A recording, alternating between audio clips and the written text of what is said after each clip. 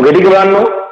तर आपण लास्ट लेक्चरला जो डेफिनेट इंटिग्रल आहे तो चॅप्टर संपवलेला आहे. आता पुढचं चॅप्टर आणि important chapter applications of definite integral. Math सेकंडच आहे, इंटिग्रेशनचा लास्ट टॉपिक आहे. ऍप्लिकेशन्स ऑफ डेफिनेट इंटिग्रल किंवा डेफिनेट इंटिग्रेशन. डेफिनेट इंटिग्रेशनचे ऍप्लिकेशन काय? त्याच्यामुळे दोन ऍप्लिकेशन आहे. Find the area under the curve and find the volume under the curve. किंवा find the volume of solenoid. व्हॉल्यूमचा पार्ट तुमचा कट आहे, म्हणजे तो नाही सिलेबसला. फक्त आपला एकच पाहायचं आहे, एरिया अंडर द कर्व. याचं एकच ऍप्लिकेशन घ्यायचं आहे, area under the curve.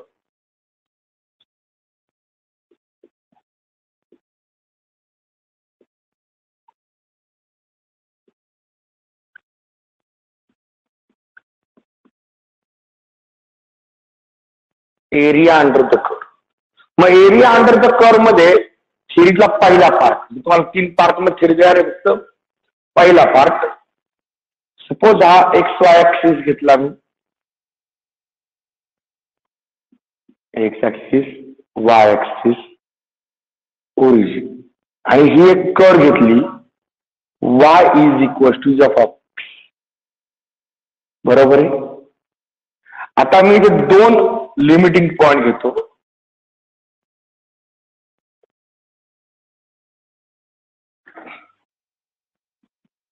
x is equal to a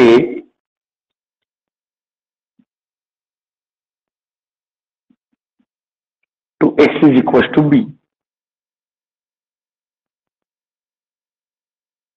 a to b. आता जर बाळांनो आपण इथे घेतला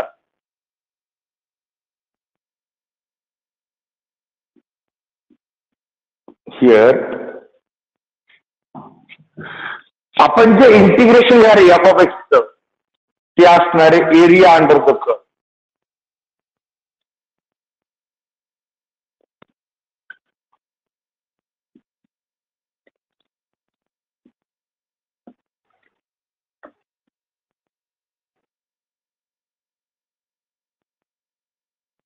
तर आपण ए म्हणूया, is equal to integration f of x d x from a to b. तेव्हा आपण आणि ओके, मग आता इथे जो एरिया भेटणार आहे तो कोणता एरिया असणार आहे? तो हा एरिया असणार.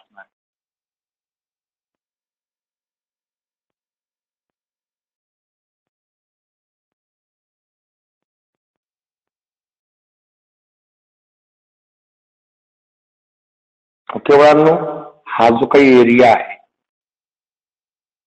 हा आहे तो एरिया ए.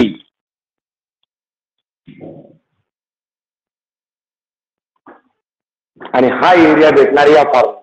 सिंपल मुलांनो, आयडिया कशी पहा, जर तुम्ही एक्स चे लिमिट घेताय तर फंक्शन वाय घ्यायचंय आणि विथ रिस्पेक्ट टू एक्स घ्यायचा आहे, म्हणजे एक्स वाय एक्स. पण हा जो आहे वाय, वाय म्हणजे एफ ऑफ एक्स असतो, तिथे लक्षात ठेवायचंय. एफ ऑफ एक्स ज्यावेळी डायरेक्ट तुम्हाला फॉर्म्युला दिलाय बा, लिमिट एक्स चे घ्यायचे, फंक्शन वाय घ्यायचं. परत x Y x sandwich type, x Y x. जसा हा उद्योग घेतला तसं जर लिमिट वायचे माहिती असतील तर मग सेकंड पार्ट तयार होता आपला, नंबर 2. आता मला एक्स चे लिमिट माहित नाही, तर मला वाय ची लिमिट माहिती.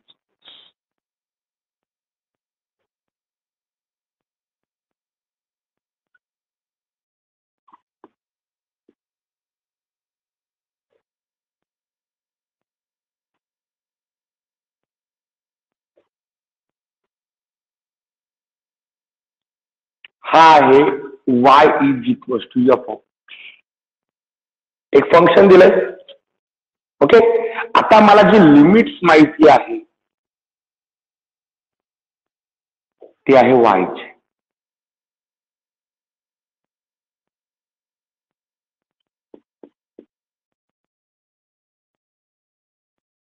बरोबर आहे. मग आता ह्या कंडिशन मध्ये तो एरिया कसा होईल? कोणता एरिया? हा area between the limit curve आणि ऍक्सिस. त्या ऍक्सिस पर्यंतचा एरिया आपण कसा घेणार? हा area. This area A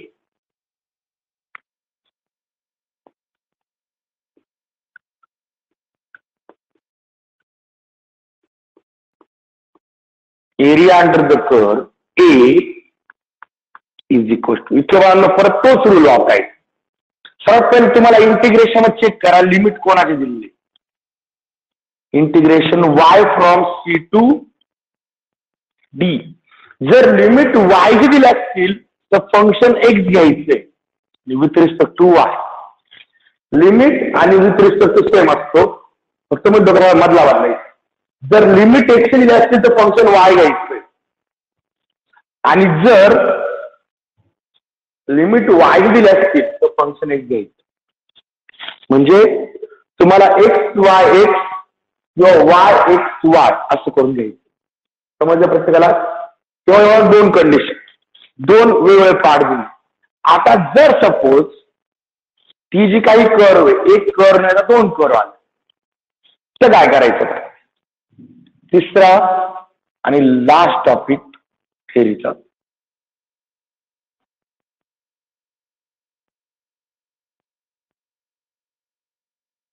x axis, origin. ही एक कर्व आहे, ही दुसरी कर्व. बरोबर आहे. लिमिटिंग कंडिशन्स आहे.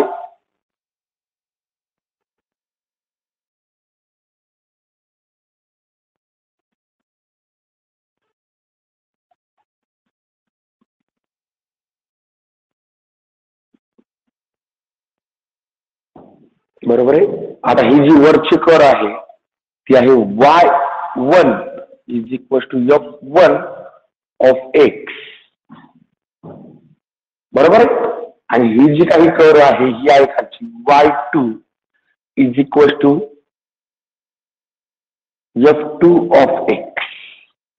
आणि मला जो एरिया पाहिजे तो एरिया आहे हा मधला.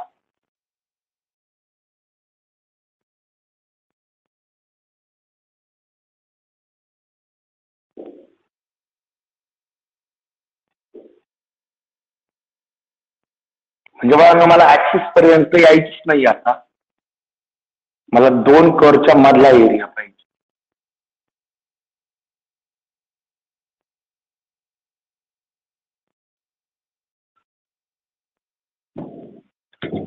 ओके बघा, तर सिंपल आहे. सगळ्यात पहिले हा विचार करा, इकडे पुढे गेल्यानंतर काय होतं याचा विचार नसतो. आपल्या लिमिटिंग कंडिशन मध्ये, लिमिटिंग कंडिशन मध्ये अप्पर फंक्शन कोणतं आहे? तर अप्पर फंक्शन y1 आहे आणि लोअर फंक्शन y2. वरती गेल्यानंतर ते उलट पालट होतं पुढे गेल्यानंतर. आपलं फक्त त्यामध्ये पाहिजे. आता बघा, जर सपोज मी या y1चं इंटिग्रेशन घेतलं तर मला कर्व पासून ऍक्सिस पर्यंत हा टोटल एरिया मिळणार. y2चं इंटिग्रेशन कर्वच्या खालचा एवढा एरिया मिळणार. आणि क्लिअर कट आहे. म्हणजे मी जर नीट पाहिले बा, हे काय ते डायग्राम अशी ना, जर मी y1च्या अंडर एरिया घेतला तर मला पूर्ण ऍक्सिस पर्यंतचा एरिया मिळणार आहे, आणि y2च्या अंडरचा एरिया तर खालचा एरिया मिळणार आहे. हा जर खालचा एरिया जर आपण मायनस केला तर पूर्ण मोठा एरिया मधला एरिया मिळणार आहे. ओके, मग इथे मला तोच रूल यूज करावा लागेल. रूल काय होईल ते? देअरफॉर एरिया ए, आता हा आहे तो एरिया आहे,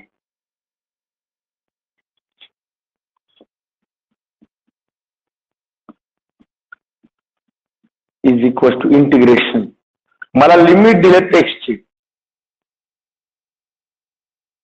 बरोबर आहे. तर मी सर्वात पहिले y1च्या अंडरचा एरिया घेणार मायनस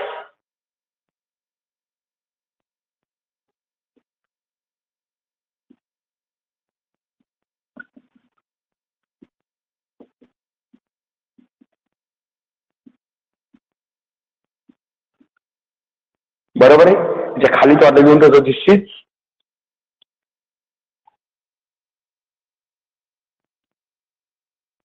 अप्पर कर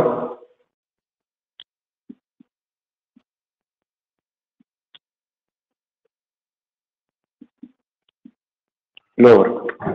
म्हणजे जर तुम्हाला हा मधला एरिया पाहिजे असेल तुम्हाला एरिया अंडर द अप्पर कर minus area under the lower कर करावं लागेल. ओके बाळांनो. स्क्रीनशॉट घ्यायचा आहे.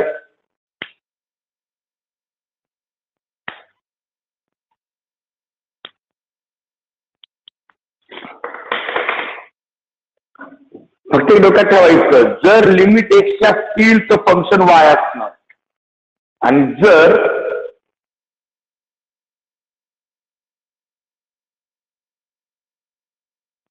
लिमिट वायच्या असतील तर फंक्शन एक्स असतील.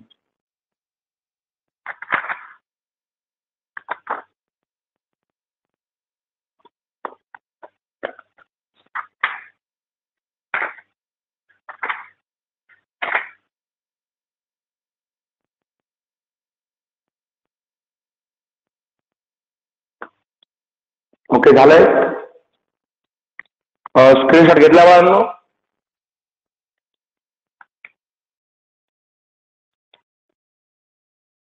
ठीक आहे.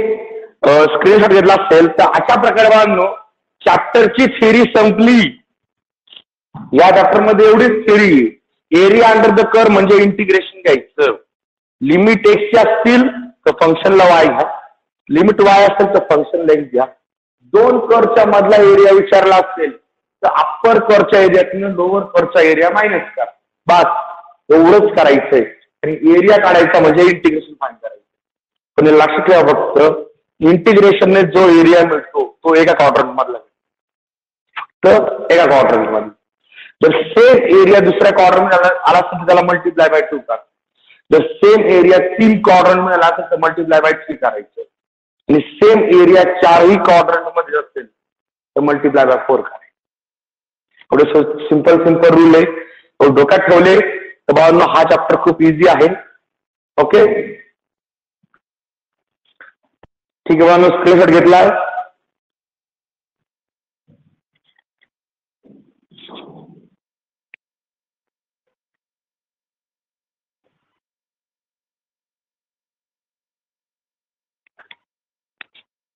ठीक आहे.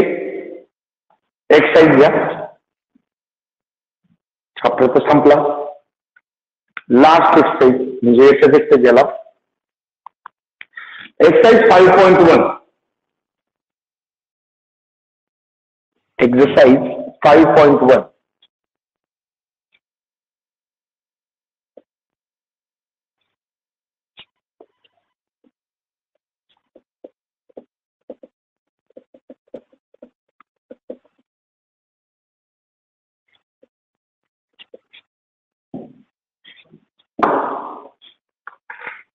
Exercise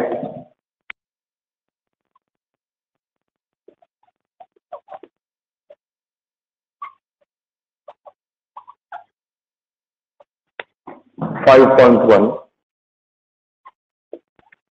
Question number 1 at second page number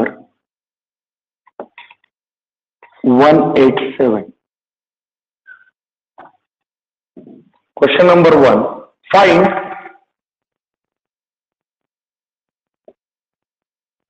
the area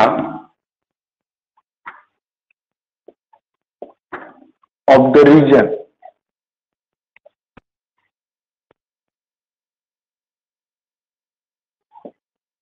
find the area of the region bounded by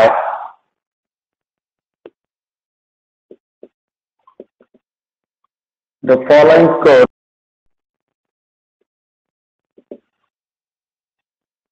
comma x-axis and the given line.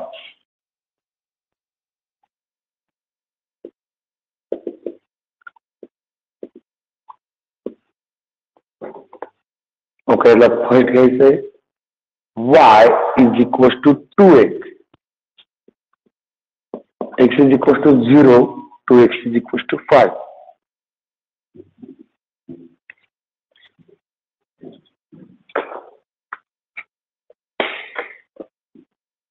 Okay.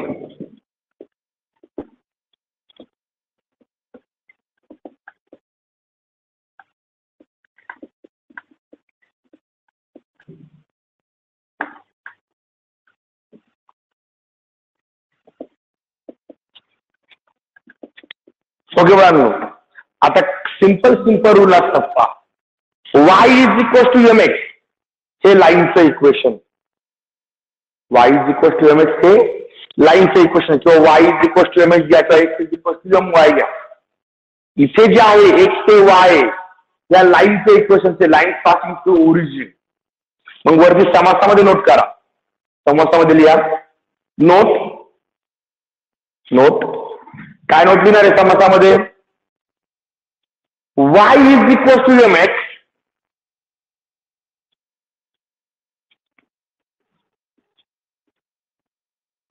y is equals to mx और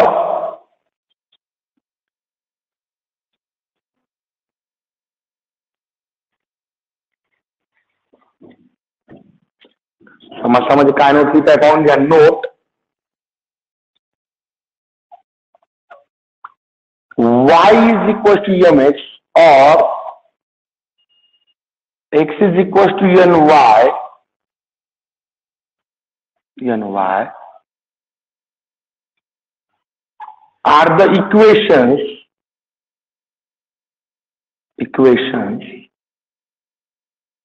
of lines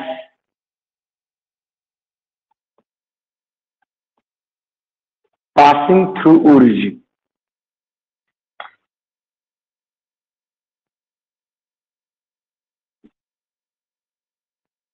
Passing through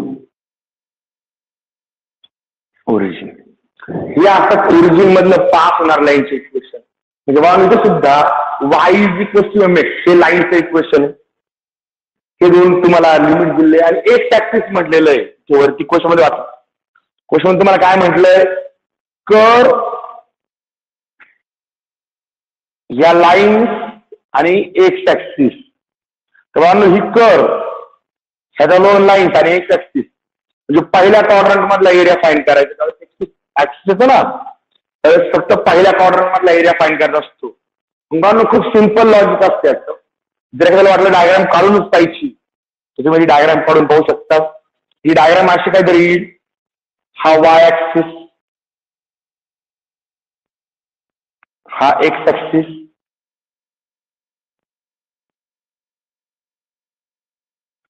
ही ती y is equal to 2x ची line passing through origin. नंतर इथे 0 म्हणजे x is equal to 0 आणि इथे जर आपण 1 2 3 असे नंबर दिले 1 2 3 4 5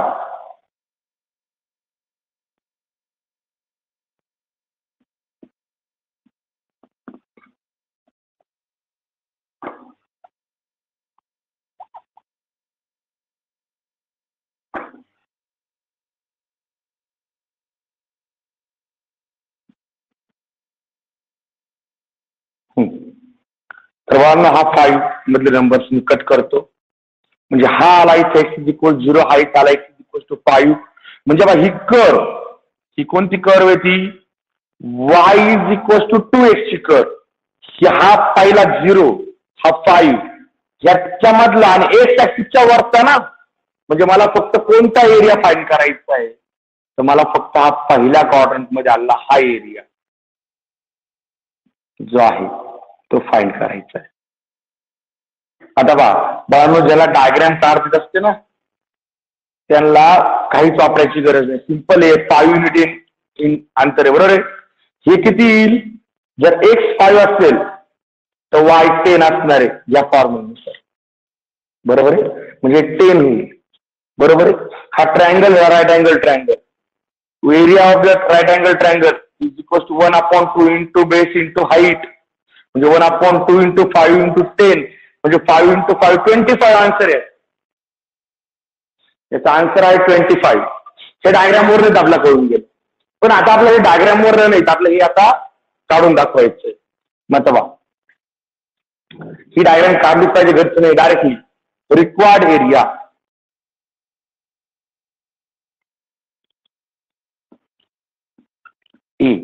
इथे एक्स ऍक्सिस आल्यामुळे मला कळलं की एरिया फक्त पहिल्या क्वाड्रंट मधला आहे. मग मी लिमिट्स घेणार. X is equal to 0 to x is equal to 5. इथे पहा, लिमिट्स तुम्हाला फक्त एक्सचे दिलेले आहेत.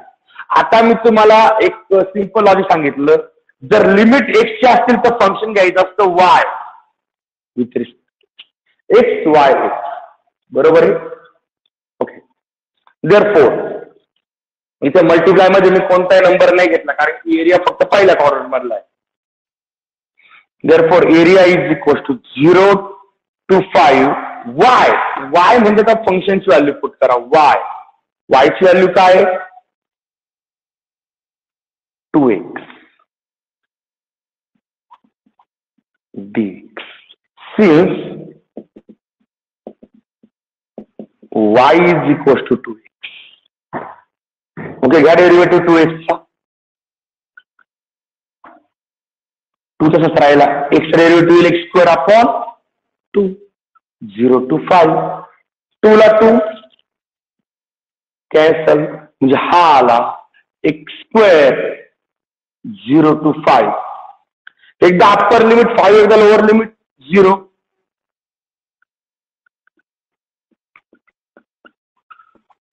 म्हणजे रिक्वायर्ड एरिया आला 5 चा स्क्वेअर 25 स्क्वेअर युनिट.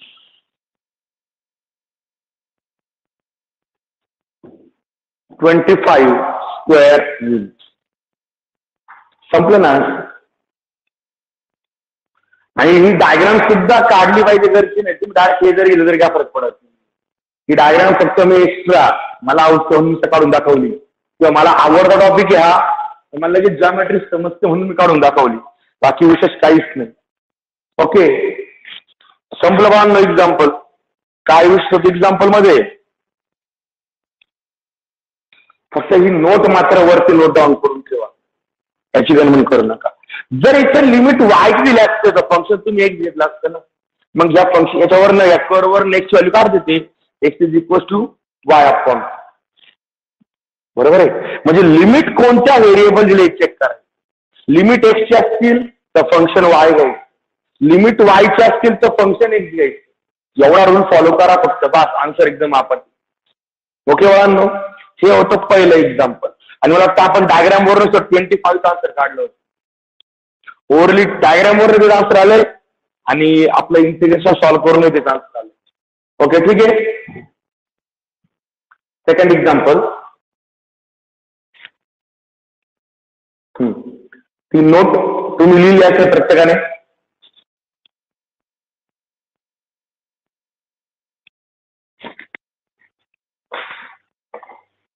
ठीक आहे, नोटच्या खाली घेतो, नोट राहून जातो.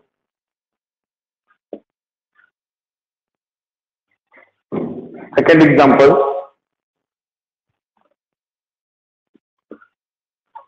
x is equal to 2y, y is equal to 0, y is equal to 4. आता बघा, डायग्राम काढायची गरज नाही. तुम्हाला डायरेक्टली म्हटलेलं आहे ना, काय कोणता एरिया फाइंड करायचा? Area under the curve, x axis and given line. मग बाकीचा उद्योग करूच नका, डायरेक्टली हा एरिया फाइंड करायचा. म्हणजे सरळ आपण ज्या रूल नाही घेतो त्या रूल नाही. Here solution direct.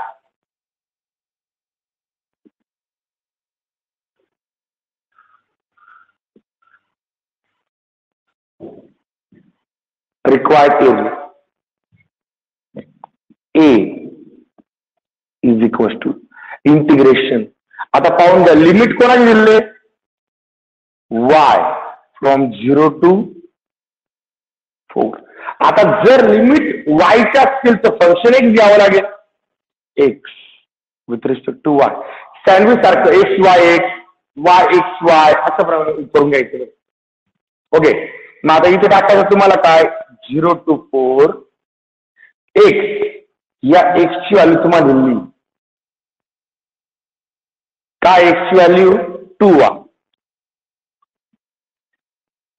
आता लिमिट पण वायचे, तसं तुम्ही एक्स सॉल्व्ह करायचं वाय सॉल्व्ह करा. मग आता हा 2 तसाच राहील. वायचं integration with respect to y, y square upon 2. 2 ला 2 कॅन्सल.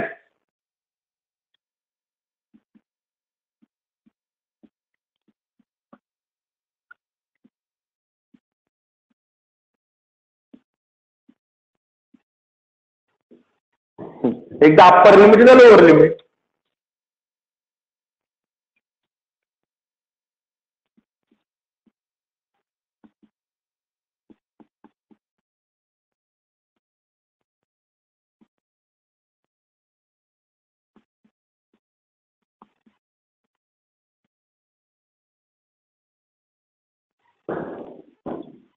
Square units.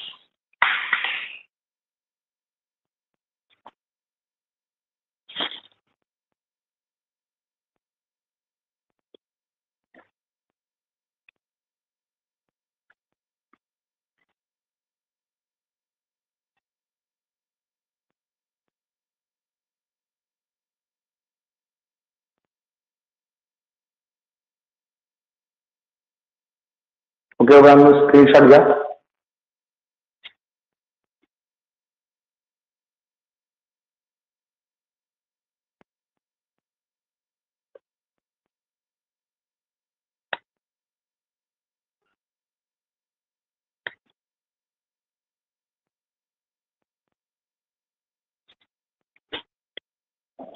ठीक आहे, पुढचं एक्झाम्पल नंबर 3.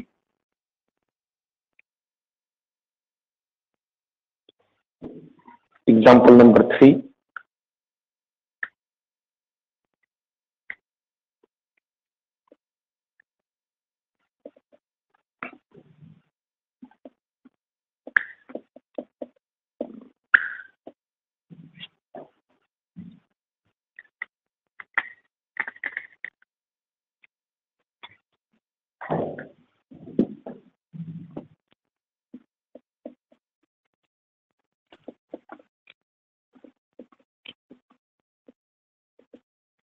किंवा एक्झाम्पल नंबर 3 एक्झाम्पल नंबर 4 घ्या.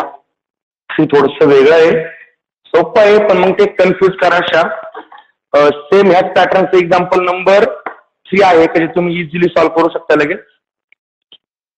एक्झाम्पल नंबर 4 घ्या पहिले तुम्हाला सॉल्व्ह करायला. सेम ह्याच पॅटर्नचं एक्झाम्पल आहे. Y is equal to sine x. काही कशा लोक लावायचं नाहीये. एक्स इज इक्वल टू 0 आणि x is equal to pi by 2.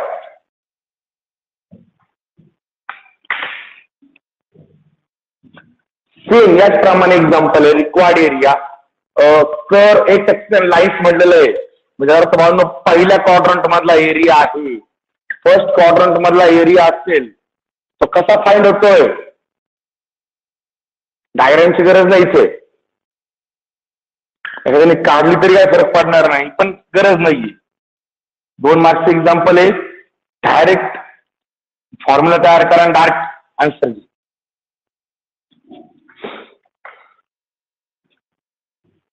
Solution.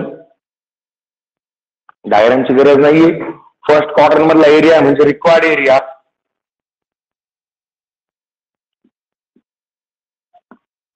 ए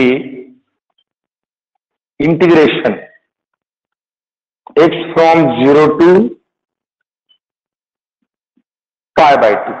जर लिमिट एक्स ची घेतली तर फंक्शन वाय घ्यायचंय आणि मग विथ रिस्पेक्ट टू एक्स घ्यायचं. X Y X. Okay, first quadrant X झाल्यामुळे लोड घ्यायचा नाही, सरळ वायची व्हॅल्यू पुट करायची, मल्टिप्लाय वगैरे काही करायचं नाही. वायची व्हॅल्यू पुट करा साइन एक्स dx. सीएनसी चं रिजनिंग लिहा.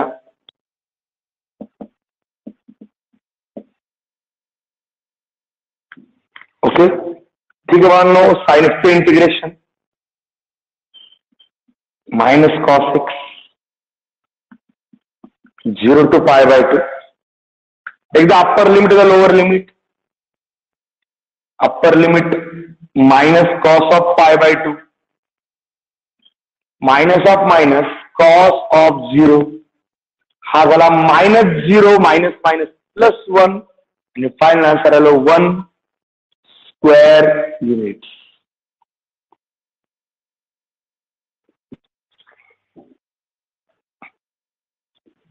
हा आला बांधू रिक्वायर्ड एरिया.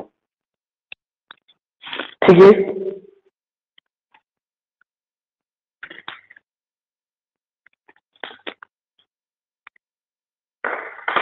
ओके बांधू सिंपल टॉपिक आहे, खूप सिंपल टॉपिक आहे.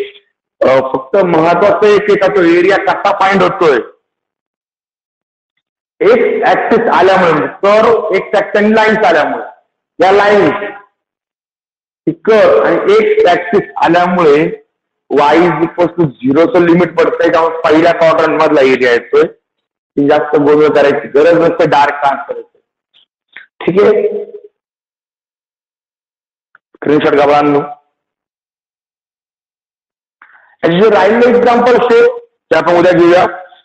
येत्या 2 दिवसामध्ये हा चॅप्टर संपणार आहे बांधू, आणि हा चॅप्टर संपला की म्हणजे पेपर सेकंड फक्त एकच टॉपिक शिल्लक राहतो डिफरन्शियल. हा संपल्यानंतर मग आपण पेपर फर्स्ट सुरू करणार आहे. 2 दिवसात हा चॅप्टर संपून जातोय. ठीक, काय डाऊट?